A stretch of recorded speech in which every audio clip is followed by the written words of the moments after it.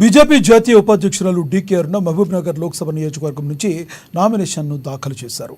ముందుగా పట్నంలోని cotton mill Shri Venkateswara స్వామి ఆలయంలో ఆమె నామినేషన్ పత్రాలకు ప్రత్యేక పూజలు నిర్వహించారు. వేద పండితులు ఆశీర్వదించారు. అక్కడి నుంచి భారీ బైక్ ర్యాలీగా కలెక్టరేట్కు వెళ్లి రిటర్నింగ్ అధికారి రవి నాయక్ నామినేషన్ పత్రాలు అందజేశారు. ఈ కార్యక్రమంలో రాజ్యసభ సభ్యుడు doctor Laxman, MLC AVS Reddy, party నాయకులు పాల్గొని కార్యకర్తల సమావేశంలో పాల్గొన్నారు.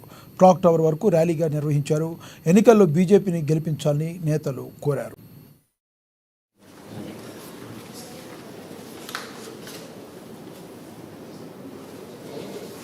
నేను డీకే అరుణ మహబూబ్నగర్ లోక్సభలో ఒక స్థానాన్ని భర్తీ చేయడానికి అభ్యర్థిగా నామినేట్ చేయబడినందున చట్టం ప్రకారం భారత రాజ్యాంగంపై నేను నిజమైన విశ్వాసం మరియు విధేయతను కలిగి ఉంటానని మరియు భారతదేశ సార్వభౌమత్వాన్ని మరియు సమగ్రతను కాపాడగలనని భగవంతుని సాక్షిగా నిష్ఠతో ప్రమాణం చేస్తున్నాను.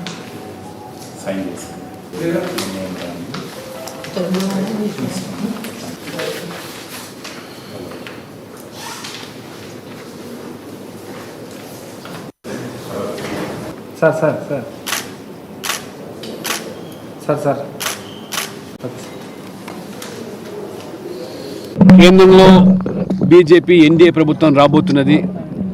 సర్వేలే కాదు, సర్వత్రా కూడా ఎక్కడ వెళ్ళినా మోదీ ప్రభంజనం వీస్తా ఉన్నది. ఇటువంటి పరిస్థితుల్లో వెనుకబడ్డ ఈ ప్రాంతం అభివృద్ధికి బాట వేయాలన్నా, అభివృద్ధికి పెద్దపీట వేయాలన్నా పార్లమెంట్ సభ్యురాలుగా డీకే అరుణమ్మ గారు గెలిచినట్టయితే మోదీ గారి ఆశీస్సులతో, ప్రధానమంత్రి ఆశీస్సులతో ఈ యొక్క ప్రాంతానికి, ఈ జిల్లాకు పెద్ద ఎత్తున నిధులు తీసుకురావడంలే కాకుండా అనేక అపరిష్కృతంగా ఉన్న సమస్యలు, గతంలో ప్రభుత్వాలు వచ్చినాయి, అనేక మంది మంత్రులు అయినారు. మరి ఈ ప్రాంతం నుంచి పిసిసి అధ్యక్షునిగా, ముఖ్యమంత్రిగా లేదా మొన్నటి వరకు పార్లమెంట్ సభ్యునిగా ఉన్నటువంటి రేవంత్ రెడ్డి గారు, నేను సూటిగా అడుగుతున్నాను, ఏనాడైనా పాలమూరు ప్రజల సమస్యను పార్లమెంట్లో ప్రస్తావించారా?